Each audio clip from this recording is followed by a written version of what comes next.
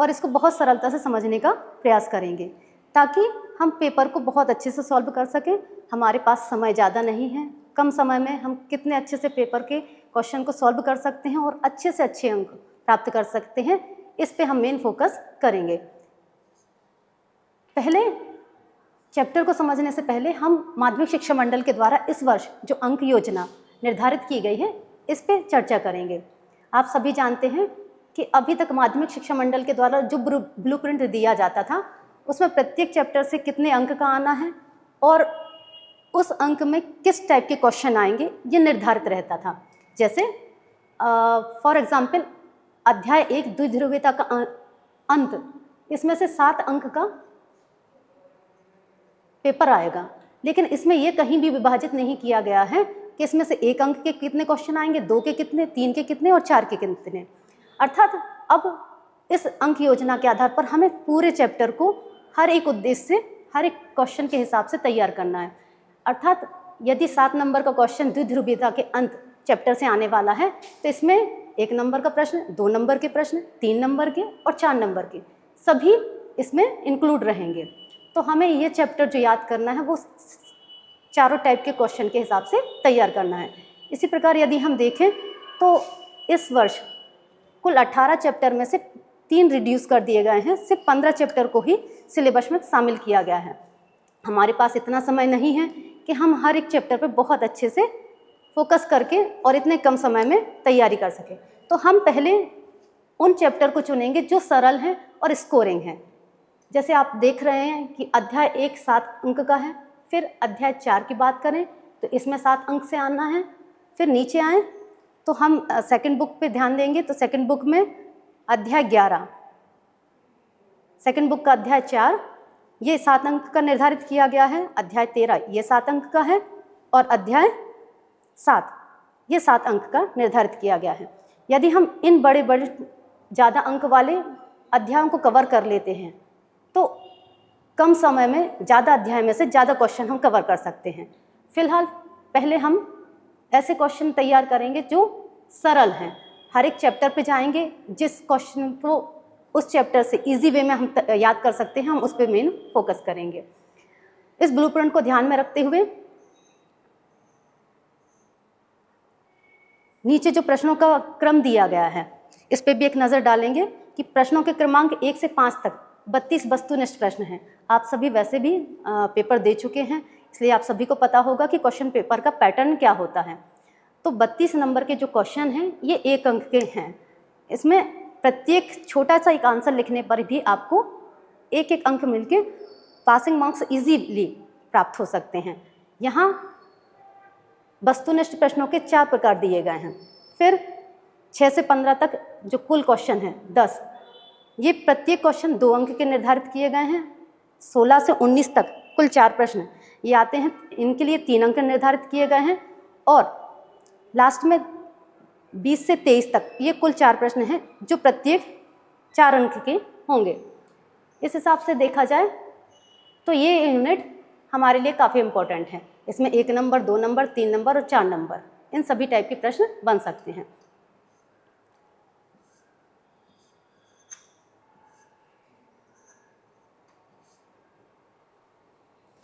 प्रश्नों का प्रारूप, इसको थोड़ा सा और डिटेल में हम समझेंगे। प्रश्नों के प्रारूप में सबसे पहले वस्तुनिष्ठ प्रश्न आते हैं। जैसा कि मैंने बताया ये 32 अंक के होंगे। इन 32 अंक के प्रश्नों में 5 टाइप के प्रश्न रहते हैं। सबसे पहला जो रहता है वो बहुविकल्पीय प्रश्न है। इस टाइप के प्रश्नों में आपको एक क्वेश्चन दिया जाता है, उसके उत्तर के लिए क्वेश्चन पेपर में ही विकल्प दिए रहते हैं। आपको उन विकल्पों में से किसी सही उत्तर का चयन करके लिखना है और सही उत्तर लिखने पर 1 अंक मिल जाता है। सेकंड जो क्वेश्चन आते हैं वो हैं रिक्त स्थानों की पूर्ति। रिक्त स्थानों की पूर्ति करने के लिए ब्लैंक दिया रहेगा, उसमें आपको जो उत्तर याद होगा वो आपको फिल करना पड़ेगा। नेक्स्ट जो तीसरे टाइप का वस्तुनिष्ठ प्रश्न है वो आते हैं सत्यासत्य। इसके बाद जो चौथे नंबर के क्वेश्चन है उसमें हमें जोड़ियों का मिलान करना पड़ता है। 2 हिस्से दिए रहते हैं, एक आ साइड एक बा साइड, तो हमें आ साइड से बी साइड को मैच करना पड़ता है। ये भी सरल टाइप के प्रश्न होते हैं। अगला जो प्रश्न का प्रकार है वो है एक वाक्य में उत्तर दें। एक वाक्य में उत्तर, ये जब हमें याद रहते हैं तब हम इन प्रश्नों को हल कर पाते हैं।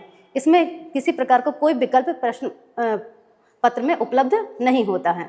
अगला जो दूसरा प्रकार है प्रश्न का, वो है 2 अंक के प्रश्न।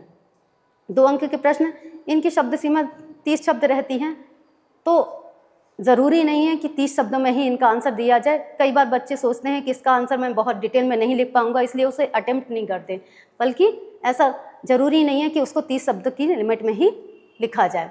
अगला क्वेश्चन जो दिया गया है वो 3 अंक के प्रश्न आएंगे और लास्ट 4 अंक के। इस प्रश्नों के प्रारूप में मैंने 2 कलर का यूज़ किया है, एक ब्लू और एक रेड। जो ब्लू कलर के प्रश्न हैं ये बहुत सरल टाइप के प्रश्न रहते हैं, ये स्कोरिंग है, इनको याद करना काफ़ी सरल होता है। जैसा कि मैंने बताया, बहुविकल्पीय प्रश्न में ऑलरेडी उत्तर आपके प्रश्न पत्र में दिया रहेगा, आप उसमें से सही उत्तर का चयन करके आसानी से अंकों का स्कोर कर सकते हैं। इसी टाइप से सत्य असत्य प्रश्न है, इसमें भी या तो आपका उत्तर सत्य होगा या फिर असत्य होगा। नेक्स्ट आता है सही जोड़ियाँ, इसमें भी ऑलरेडी उत्तर आपके प्रश्न पत्र में ही दिया रहता है, तो आपको सिर्फ मैच करना है, थोड़ा सा पेशेंस लेकर। जो हमारा पूर्व नॉलेज है उसके आधार पर हमें जोड़ियों का मिलान करके हम इसमें अच्छे स्कोर कर सकते हैं। सिर्फ रिक्त स्थानों की पूर्ति और एक वाक्य में उत्तर, ये थोड़े से हमारे मेमोरी के ऊपर डिपेंड करते हैं। जब हमें उत्तर याद होता है तब हम इनको सही तरीके से लिख सकते हैं, लेकिन इनमें भी एक ही शब्द या एक वाक्य में उत्तर देना पड़ता है, तो वो याद करना ज़्यादा कठिन नहीं है। ये 2 और 3 नंबर के जो क्वेश्चन हैं उनको भी सरलता से याद किया जा सकता है, क्योंकि ये काफ़ी लंबी नहीं होते हैं। 4 नंबर के प्रश्नों पर थोड़ा सा ज़्यादा समय देना पड़ता है, उसको याद करने में ज़्यादा समय लगता है। तो हम यदि इन 4 अंक के प्रश्नों को छोड़कर बाकी सारी चीज़ों पर फोकस करें तो हम कम समय में ज़्यादा अंक प्राप्त कर सकते हैं। अब हम अपने मेन टॉपिक पर आते हैं, द्विध्रुवीयता का अंत। इसमें से वस्तुनिष्ठ प्रकार के कितने क्वेश्चन हैं जो बहुत इंपॉर्टेंट है, और अभी तक जब से NCERT सिलेबस हुआ है तो पूर्व के सत्रों में जो प्रश्न पूछे गए हैं और आने वाले समय में जो प्रश्न इम्पोर्टेंट हो सकते हैं उनको यहाँ समाहित करने का प्रयास किया गया है। आप जब प्रश्नों को याद करते हैं, वस्तुनिष्ठ प्रश्नों को, तो एक लिंक वाइज याद करेंगे तो आपको बहुत सहूलियत रहती है। जैसे यहाँ देखिए, सबसे पहला जो क्वेश्चन दिया गया है, शीत युद्ध का प्रतीक किसे माना गया है? शीत युद्ध का प्रतीक आंसर है बर्लिन की दीवार। ये 1 नंबर के क्वेश्चन के अंतर्गत सिर्फ हमें याद रखना है बर्लिन की दीवार। बर्लिन की दीवार को क्या माना गया है? शीत युद्ध का प्रतीक माना गया है। अब बर्लिन की दीवार के विषय में एक और क्वेश्चन बन सकता है कि बर्लिन की दीवार कब बनी। इसमें सिर्फ एक सन याद रखना है हमें कि बर्लिन की दीवार 1961 में बनी। अब अगला क्वेश्चन आता है कि बर्लिन की दीवार को कब गिराया गया?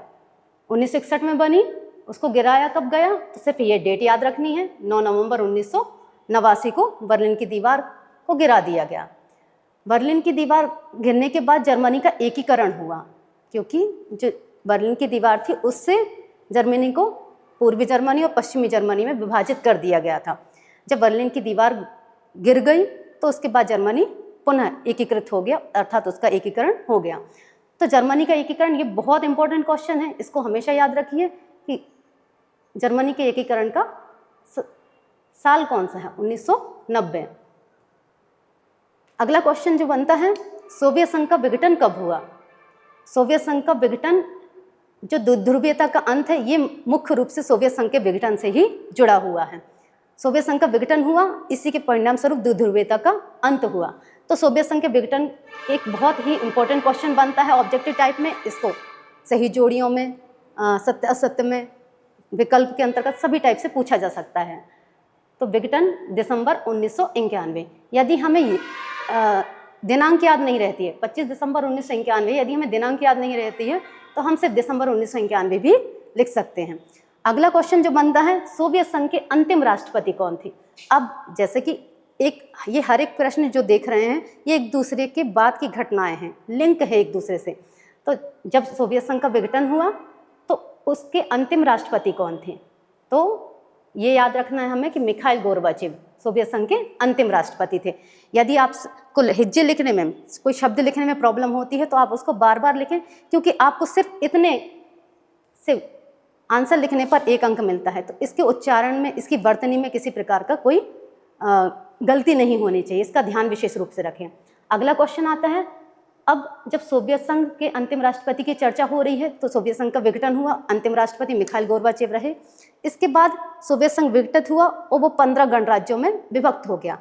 उन 15 गणराज्यों में जो सबसे बड़ा देश था, गणराज्य था, वो था सोवियत रूस। अब सोवियत रूस के पहले राष्ट्रपति कौन बने, क्वेश्चन ये बनता है। ये अभी भी आया था, जो मुख्य एग्जाम हुए थे माध्यमिक शिक्षा मंडल के, उसमें भी पूछा गया था सोवियत रूस के पहले राष्ट्रपति कौन थे, तो बोरिस एल्त्सिन। अगला क्वेश्चन आता है कि शॉक थेरेपी कब अपनाई गई। जैसे ही सोवियत संघ का विघटन हुआ तो एक थेरेपी सोवियत संघ से जो विघटित देश थे उनके द्वारा अपनाई गई।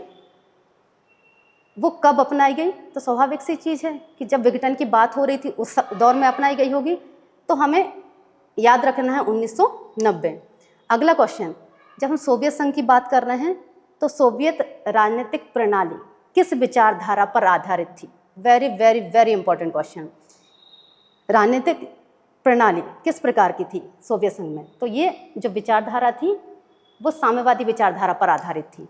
2 महाशक्तियाँ थी विश्व में, एक अमेरिका, दूसरा सोवियत संघ। अमेरिका जो था वो पूंजीवादी विचारधारा का समर्थक था और सोवियत संघ जो था वो साम्यवादी विचारधारा का समर्थक था। अगला जो क्वेश्चन बनता है वो है, सोवियत संघ में किस दल का प्रभुत्व था। जैसा कि आपको पता हो कि सोवियत संघ में 1 पार्टी सिस्टम था, एक दलीय व्यवस्था थी। उस एक दलीय व्यवस्था में जो दल प्रमुख था उसका नाम है कम्युनिस्ट पार्टी। ये एकमात्र पार्टी थी जो सोवियत संघ की राजनीति को पूरा नियंत्रित किए हुए थी। इस पार्टी का पूरा दबदबा सोवियत संघ की राजनीति पर था। तो प्रश्न उठता है, सोवियत संघ में किस दल का प्रभुत्व था। नाम याद रखना है, कम्युनिस्ट पार्टी। अगला क्वेश्चन, रूसी या बोल्शेविक क्रांति कब हुई। आपसे या तो रूसी क्रांति कब हुई ये पूछा जा सकता है या फिर बोल्शेविक क्रांति कब हुई। दोनों एक ही चीज़ है, आपको इसका आंसर लिखना है 1917 में। अगला क्वेश्चन आता है, रूसी क्रांति के नायक कौन थे। ये जो रूसी क्रांति 1917 में हुई, इसके जनक कौन थे, इसके नायक कौन थे, किसके नेतृत्व में ये क्रांति सफल हो पाई। तो व्लादिमीर लेनिन, इन्होंने इस क्रांति का नेतृत्व किया था। ये भी बहुत इंपॉर्टेंट क्वेश्चन बनता है, इसको जरूर याद रखें। नेक्स्ट क्वेश्चन बनता है, रूसी मुद्रा का नाम क्या है। रूसी मुद्रा का नाम रूबल। अगला क्वेश्चन है, सोवियत संघ द्वारा कौन सा सैनिक गठबंधन बनाया गया। या इसको इस तरीके से पूछा जा सकता है कि सोवियत संघ द्वारा कौन सा सैन्य समझौता किया गया। तो इसको 2 नाम से जाना जाता है। यदि हम इस वार्सा पैक्ट लिखें तब भी वो आंसर सही होगा, और वार्सा समझौता लिखते हैं तब भी आंसर सही होगा। सोवियत संघ के द्वारा कौन सा सैन्य गठबंधन बनाया गया, वार्सा समझौता या वार्सा पैक्ट। नेक्स्ट क्वेश्चन आता है, सोवियत संघ की जो संसद है, जैसे भारत में संसद है, पार्लियामेंट है, वैसे ही सोवियत संघ में है, तो उसको किस नाम से जाना जाता है।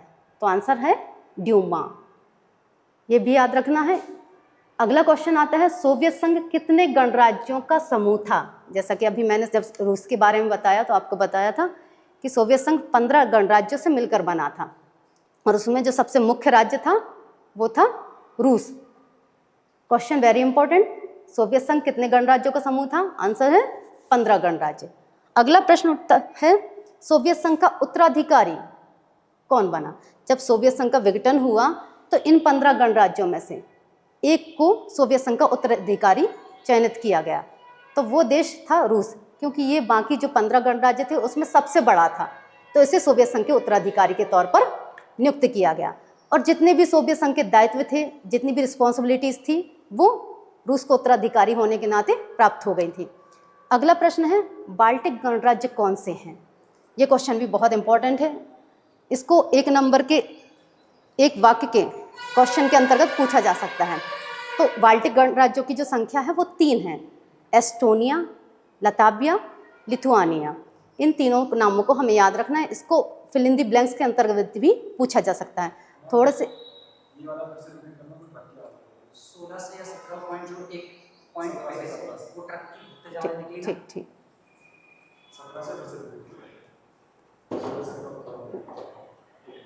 16 से कर रही हूँ, ठीक 17 से कर लीजिए। ठीक, रेडी? ओके। 1 2 3। सोवियत संघ का उत्तराधिकारी, सोवियत संघ का उत्तराधिकारी किसे माना गया? रूस को। जैसा कि मैंने 16वें क्वेश्चन में बताया कि सोवियत संघ जो था वो 15 गणराज्यों का समूह था।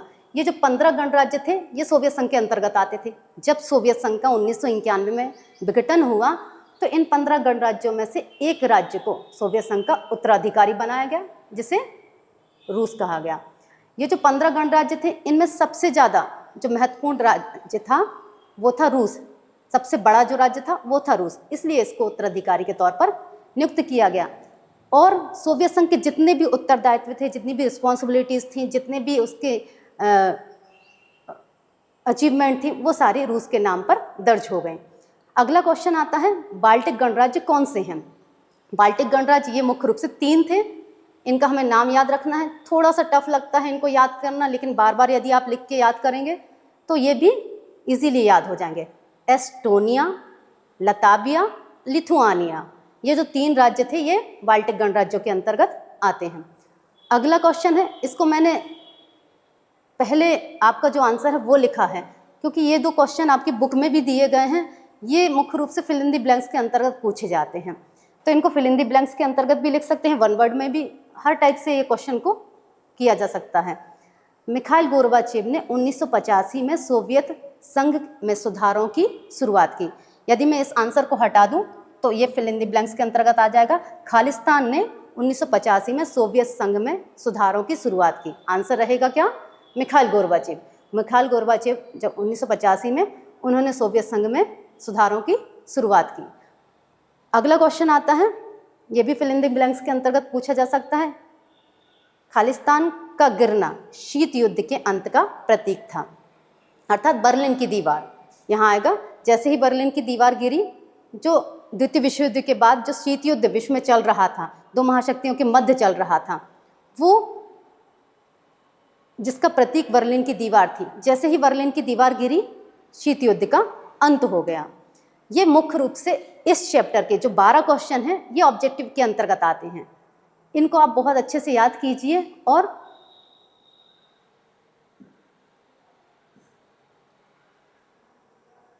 लिख लिख कर याद कीजिए ताकि किसी प्रकार की कोई गलती ना हो। यहाँ मैंने सही जोड़ियों वाले प्रश्न को अलग से आपको एक्सप्लेन करने के लिए लिखा हुआ है। सही जोड़ियाँ बच्चे, जैसे हम लोग कॉपियाँ चेक करते हैं तो कई बार ऐसा होता है कि बच्चे सही जोड़ियों के आंसर एक सेट दिए रहते हैं, लेकिन फिर भी उनको मैच करने में गलतियाँ करते हैं। बल्कि थोड़ा सा आप पेशेंस रखें, थोड़ा सा दिमाग लगाएं, शांति से सोचें तो सही जोड़ियों को भी बहुत सरल तरीके से सॉल्व किया जा सकता है। जैसे अभी शायद आपको अपने विषय के बारे में उतना ना पता हो, लेकिन फिर भी यदि यहाँ आप मेरे बताए बगैर यदि इन जोड़ियों को मिला तो आपसे बन जाएंगी। मिखाइल गोर्बाचेव, शॉक थेरेपी का परिणाम, वार्शा, बाल्टिक गणराज्य, यूएसएसआर और रूस। इस तरफ पढ़ें, समाजवादी सोवियत गणराज्य, लिथुआनिया, सोवियत संघ का उत्तराधिकारी, अर्थव्यवस्था का तहस नहस होना, सुधारों की शुरुआत, सैन्य समझौता। पहले के ऑब्जेक्टिव को ध्यान में रखें तो मिखाइल गोर्बाचेव का कनेक्शन किससे है? सुधारों की शुरुआत। जैसा कि मैंने बताया कि मिखाइल गोर्बाचेव ने 1985 में आर्थिक सुधारों की शुरुआत की थी सोवियत संघ में, तो मिखाइल गोर्बाचेव को हम किससे कनेक्ट कर सकते हैं? सुधारों की शुरुआत से। शॉक थेरेपी का परिणाम, जैसा कि बताया कि शॉक थेरेपी 1990 में चालू की गई थी और इसका उद्देश्य था कि जो सोवियत संघ से अलग हुए राष्ट्र हैं उनकी अर्थव्यवस्था को पूंजीवादी अर्थव्यवस्था में तब्दील करना। तो शॉक थेरेपी का परिणाम क्या हुआ? अर्थव्यवस्था तहस नहस हो गई, क्योंकि जैसा कि नाम से स्पष्ट हो रहा है कि ये शॉक लगाकर उपचार करने वाली थेरेपी थी, तो इसके जो परिणाम हैं कहीं ना कहीं नेगेटिव भी रहे होंगे। तो अर्थव्यवस्था का तहस नहस होना दूसरे जोड़ी के अंतर्गत आ जाएगा। फिर वार्सा, जैसा कि अभी बताया मैंने कि वार्सा पैक्ट या वार्सा समझौता, ये जो था ये मुख्य रूप से सोवियत संघ के द्वारा किया गया एक सैन्य समझौता था, तो इसको हम सैन्य समझौते से कनेक्ट करेंगे। अगला है बाल्टिक गणराज्य। अभी बताया कि बाल्टिक गणराज्य के अंतर्गत 3 गणराज्य आते हैं, तो यहाँ इस तरफ देखें, इसमें से कौन सा राज्य लग रहा है जो बाल्टिक गणराज्य के अंतर्गत आएगा? लिथुआनिया। इसको हम बाल्टिक गणराज्य से कनेक्ट कर सकते हैं। नेक्स्ट क्वेश्चन आता है, यूएसएसआर। यूएसएसआर सोवियत संघ का शॉर्ट फॉर्म है। सोवियत संघ को शॉर्ट फॉर्म में यूएसएसआर कहा जाता है, समाजवादी सोवियत गणराज्य। इसका आंसर होगा समाजवादी सोवियत गणराज्य। अगला है रूस। रूस सोवियत संघ का उत्तराधिकारी। तो इस तरीके से यदि हमने बाकी क्वेश्चन को अच्छे से याद किया है या हल्का सा एक रफ रीडिंग भी की है तो कहीं ना कहीं हम सही जोड़ियों को बहुत अच्छे तरीके से सॉल्व कर सकते हैं। अब इस चैप्टर से जो महत्वपूर्ण प्रश्न बन सकते हैं उन पे चर्चा की जाए। जैसा कि पहले बताया गया है कि ये चैप्टर 2 नंबर, 3 नंबर, 4 नंबर सभी प्रश्नों के हिसाब से इम्पोर्टेंट है। तो पहले शॉर्ट आंसर टाइप क्वेश्चन पर चर्चा करेंगे। सबसे पहला, जैसा कि नाम है इसका, द्विध्रुवीयता। इस पे एक क्वेश्चन बनता है कि आप द्विध्रुवीयता से क्या समझते हैं। क्वेश्चन में ही आंसर छिपा हुआ है। द्विध्रुवीयता, द्विध्रुवीयता अर्थात दो ध्रुव, जहाँ दो ध्रुव हों या दो केंद्र हों, दो गुट हों, उसे द्विध्रुवीयता कहा जाएगा। लेकिन राजनीति विज्ञान के इस चैप्टर के अंतर्गत द्विध्रुवीयता की मीनिंग क्या हो सकती है, इस पर ध्यान देंगे। तो द्विध्रुवीयता विश्व युद्ध के बाद विश्व राजनीति में दो शक्तियों का उद्भव हुआ। द्वितीय विश्व युद्ध 1945 में समाप्त हुआ। उसके बाद विश्व राजनीति में दो शक्तियां उभरकर अस्तित्व में आई, एक अमेरिका और दूसरा सोवियत संघ। इन दो शक्तियों का उद्भव हुआ जिससे विश्व की जो राजनीति थी उसमें शक्ति के दो केंद्र बन गए, क्योंकि उस दौर में बाकी कोई भी देश जो था वो इतना शक्तिशाली नहीं था जितने कि ये दो देश थे। तो एक शक्ति का केंद्र जो था वो अमेरिका बन गया और दूसरा जो केंद्र था वो सोवियत संघ बन गया। विश्व राजनीति में शक्ति के दो केंद्र बन गए, वह विश्व दो ध्रुवों और गुटों में विभक्त हो गया। इसे ही द्विध्रुवीयता कहा जाता है। एक बार फिर सुने, द्वितीय विश्व युद्ध के बाद विश्व राजनीति में दो शक्तियों का उद्भव हुआ। विश्व राजनीति में शक्ति के दो केंद्र बन गए।